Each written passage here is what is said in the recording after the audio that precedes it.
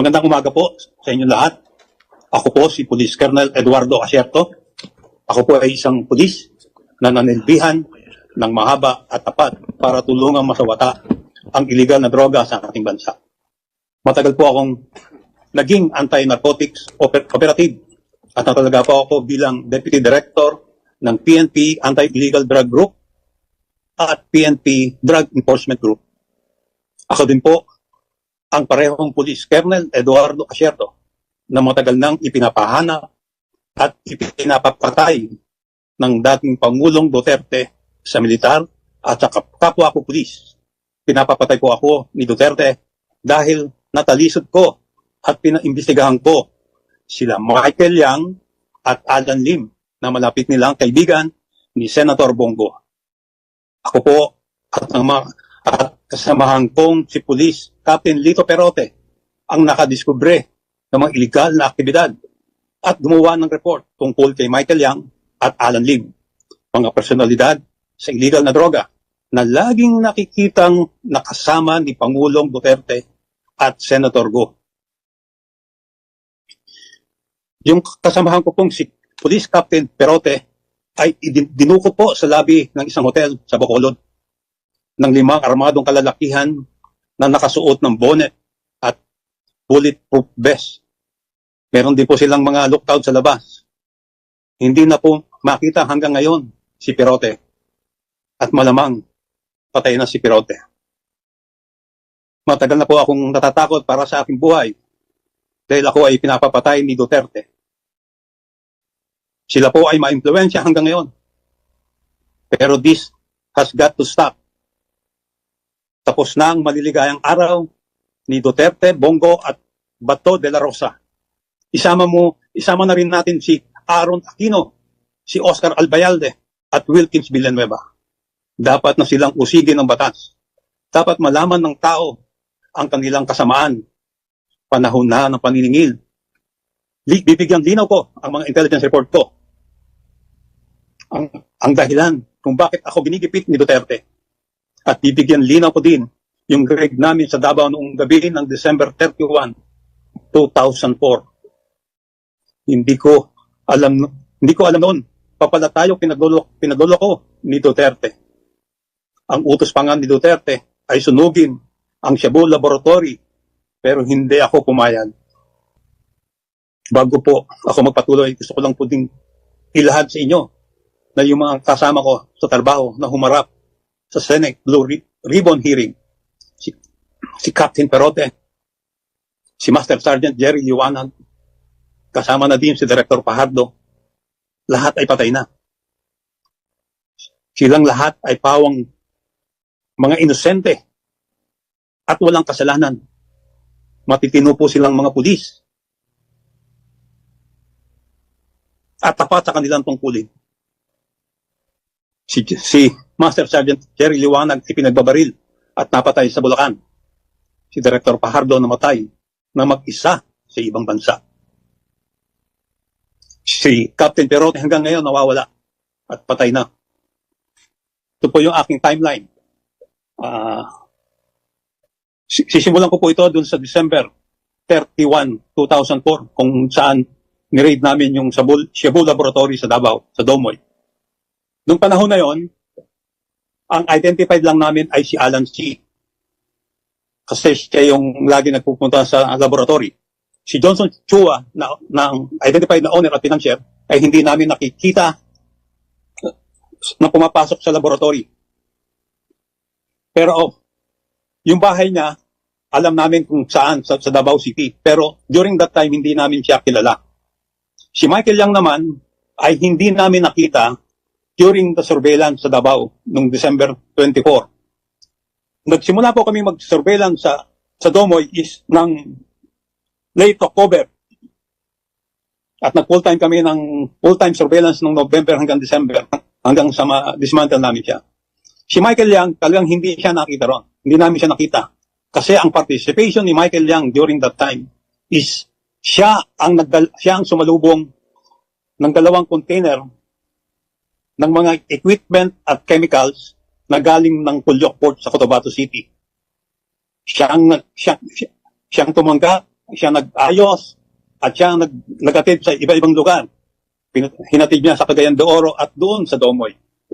Yan ang participation ni Michael Yang sa Davao Laboratory noong 2004. Noong April 2016, una kong narinig o unang nirecord sa akin ng aking asset, si Michael Yang. Ipinakita sa akin ng aking asset yung picture ni Michael Yang, ni Duterte at ni Bongo sa loob ng eroplano. Yung pong nakikita nyo, yan po yung picture na pinakita niya sa akin. Ang sabi niya sa akin dito is si Michael Yang is laging kasama si then presidential candidate Duterte at si Bongo. Nung tinanong ko kung sino si Michael Yang, ang sabi niya, si Michael Yang ay kasama sa Davao Laboratory. Nung makuha ko yan, April 2016, hindi ko masyadong inintindi kasi eleksyon. Pinabayaan ko lang yung information na yon. Pero, at kasama dun sa impormasyon na binigay niya, is si Michael Yang ay kasama niya si Alan Lim lagi, o alias Ayong. Silang dalawa ang patuloy na nagtatrabaho sa illegal na droga. At sinabi rin niya na si Alan Lim o si Li Wenqiong o Wen Li Chen ay involved sa na-dismantle na Cebu Laboratory sa Cavite noong 2003. So ang ginawa ko is kumuha ko ng ebidensya. Ang ebidensya, ang nakuha ko nung November 2016, alam na ni Chief De La Rosa during that time na si Michael Yang at Alan Lim ay may involvement sa droga. At ang sabi niya noon is imbestigahan mabuti, kumuha ng ebidensya. So, naghanap na kami ng ebidensya, nakuha namin ang court record ni Alan Lim o Wen Li Chen sa Cavite RTC. Ito yung desisyon ng kanyang kaso sa Cavite RTC. Na-dismiss ang kaso niya dahil by failure to observe Section 21 ng mga police. At ang presiding judge during that time ay yung NBI director ngayon na si Judge Jaime Santiago. At during sa validation na ginawa ko, inutusan ko si Captain Perote na maghanap ng tao na pwede pang mag-validate doon sa impormasyon na binigay sa amin ng asset. So, noong August 10 to 12, bumiyahe kami ni Captain Lito Perote sa Davao City at kinausap namin yung isang informante para matanong kung anong involvement ni Michael Yang sa Davao Rig. Nakausap namin siya, pinakitahan namin siya ng mga pictures ng iba-ibang litrato ng Chinese at nung nire-review niya yung mga pictures, isa sa mga itinuro niya ay si Michael Yang. Pero ang sabi niya, Sir, yan si Dragon. Sabi ko, bakit Dragon ang tawag mo? Sir, may tattoo yan sa likod ng Dragon. Tapos, tinanong ko kung anong participation niya. Sabi niya, Sir, yan ang kumuha o tumanggap ng 2 container galing Pulok ng mga equipment at chemicals para doon sa Domoy at yung iba dinala sa Cagayan de Oro. Sa huli, sinabihan namin yung informant na yon na patuloy na maganapan ng impormasyon tungkol kay Michael Yang. So, bumalik kami ng Maynila. Pagbalik namin sa Maynila, by September tumawag yung asset sa amin o tinawagan nila dito yung asset namin para tanungin kung ano yung na-discover niya. Ang sabi niya, Sir, si Michael Yang pala ay malapit kay Presidente Duterte Bongo. Nakakatakot naman yata itong pinagagawa ninyo. Sabi ko, huwag kang matakot, hindi makita susunugin. So talagang na-confirm na si Michael Yang ay talagang malapit kay Presidente at kay Bongo. So gumawa na ako ng report. Ibinigay ko ang report ko noong September 2017 sa director ng Drug Enforcement Group para ibigay kay Chief PNP De La Rosa. Pero ito yung panahon ng Marawi siege. Hindi niya na ibigay at siya ay na-relieve at ginawa ng regional director ng ARM ng BARD. So, ibinalik sa akin yung report. Hinawakan ko lang. Then, nung December 2017, nalaman ko na si Alan Lim ay iniimbestigahan din ng anti-kidnapping group dahil sa involvement sa kidnap or ransom ng mga Chinese sa mga Pogo. Ang report noon kay Alan Lim is, alias Ayong, kasi itong si Alan Lim, ang dami niyang pangalan. Si alias Ayong, ay siya ang nagpapacilitate ng payment ng mga ransom. Parang umabot na sa 120 million yung na-facilitate niyang payment. At nung sa second week ng December, nag-report ako, kinausap ko si General Cascolan at in-report ko sa kanya about yung aking report. Kasi sinabi ko sa kanya, mukhang hindi naman totoo yung war on drugs. Sabi niya, bakit? Kasi merong drug personality na malapit kay Presidente. Sinabi ko sa kanya na meron akong report at kinuha yung report ko. Ibinigay ko sa kanya the following day. Then, nung bago mag-Christmas, nalaman ni General Bato de la Rosa na meron akong report about Alan Lim. Ipinakuha niya yung report kay General Cascolan. So, alam na ni General Bato de la Rosa bago mag-Pasko ng 2017 ang report ko. Pero wala akong nalaman o wala siyang official na ginawa. Pero nakarating sa akin, mayroong nag-report sa akin na kinonfront ni Chief PNP Bato de la Rosa si Alan Lim. At umamin si Alan Lim sa kanya na siya yung nasa report ko. Siya yung involved sa Cavite Laboratory noong 2003. Nung makatapos niyang kausapin si Alan Lim, ay hinabol siya ni Michael Yang para kausapin tungkol kay Alan Lim na mayroong bit-bit na bag na punong-puno ng pera. Bago mag-New Year, nagbigay din ako ng report, the same intelligence report kay Director Pajardo para ibigay kay Director General Aaron Aquino. Noong January, first week of January, ipinatawag ako ni DG Aquino para i-discuss ko sa kanya ang report. Kung paano ko na-develop yung intelligence report, ano yung mga ebidensya, yung warrant, pati yung court record ni Alan Lim. At ikinuwento ko sa kanya yung ginawa ni Bato de la Rosa sa aking report. At ang sabi niya is, maniwala kang hindi niya tinanggap yun. Then, noong February 2018, command conference sa Cebu. Gabi, nung tinawagan ako ni DG Aquino para impormahan ako na naibigay niya na ang report ko kay Sac Bongo. At ang sabi niya is mag-prepare ako at kakausapin ako ni Bongo. Pero hindi ako kinausap ni Bongo. Walang nangyaring meeting. Nung walang nangyayari, doon sa intelligence report, kinausap ko noong February si Senior Superintendent Vic Danao. At alam kong malapit siya kay Presidente na baka pwede siyang magpakita kay Presidente. Kasi ang feeling ko hindi nakakarating kay Presidente yung report ko. Binigay ko sa kanya yung report, sinabi ko sa kanya yung tattoo, yung dragon tattoo ni Michael Yang. At ang sabi niya is, sir, meron ng tattoo yan sa likod. Inamin niya na may tattoo si Michael Yang sa likod. Pero wala rin nangyari. Walang feedback sa akin si Vic Danao.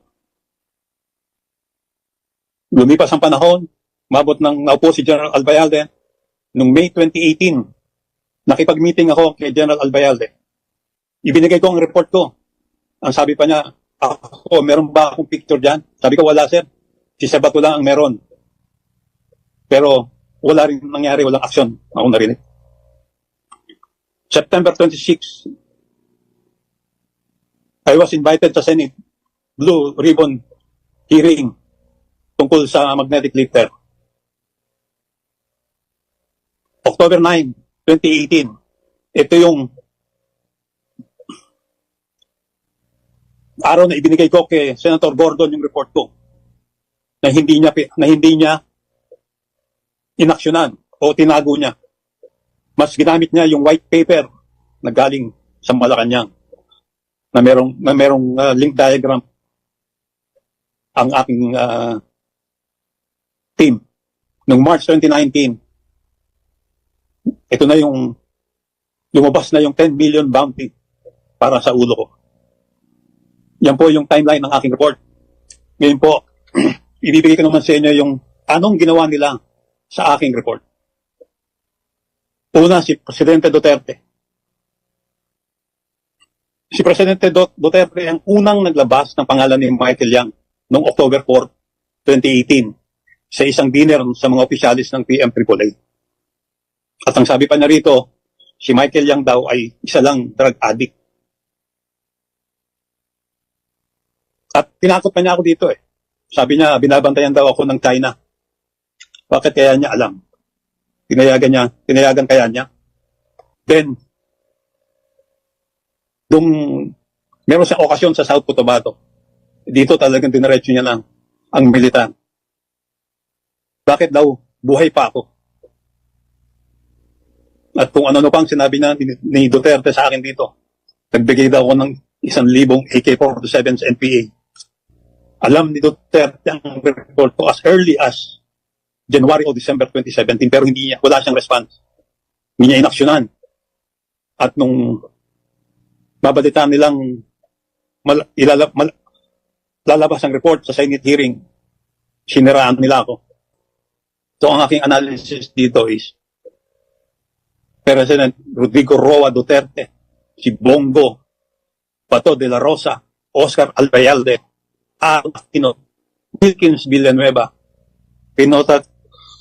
binibigyan nila ng proteksyon si Michael Yang at si Johnson Chua at Alan C.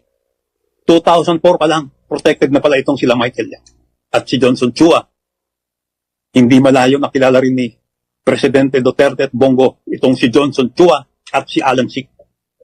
At ngayong 2016 at hanggang ngayon, ang partner ngayon ni Michael Yang ay si Alan Lim o si Lee Wenxiong na involved doon sa drug bust sa Cavite. Inimbestigahan ng AKG. At ngayon, lumalabas na involved sa droga, sa pogo at parmali.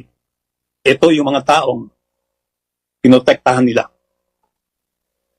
Therefore, Rodrigo Roa Duterte, Bongo, Bato de la Rosa are protecting and are integral to the security of the illegal drug network operating in the country. They allow the entry of large volume of illegal drugs through our ports and supported the syndicates by defending them, targeting those that goes against them and play them to true justice. These are my facts based on my personal experiences, information gathered, and assessment as an experienced anti-narcotic operator for 2 decades. To the long gray line. Alam kong gusto nyong i-challenge ako. Ang sagot ko sa inyo, all right, sir. Maraming salamat po, Mr. Chairman.